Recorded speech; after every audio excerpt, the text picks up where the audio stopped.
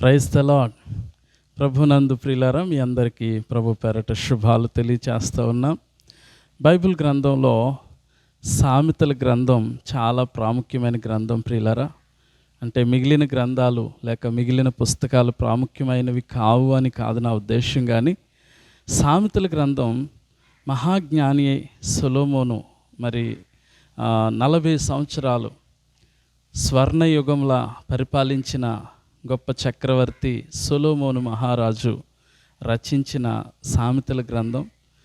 ఈ గ్రంథం చదువుట ద్వారా మరి బుద్ధి లేని వారికి మంచి బుద్ధి, జ్ఞానం లేని వారికి జ్ఞానము, తెలివి లేని వారికి తెలివి కలుగజేస్తుందండి.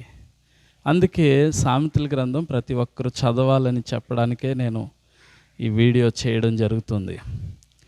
మన భారతదేశ తొలి మహిళా ముఖ్యమంత్రి శ్రీమతి ఇందిరాగాంధీ గారు ప్రతిరోజు సామెతల గ్రంథంలో 1వ తారీఖున, నెల ప్రారంభంలో 1వ తారీఖున 1వ అధ్యాయం, 2వ తారీఖున 2వ అధ్యాయం, 3వ తారీఖున 3వ అధ్యాయం, అలా నెలలో 30 రోజులు కానీ 31 రోజులు కానీ ఉంటాయి. ఆ ఉన్న 31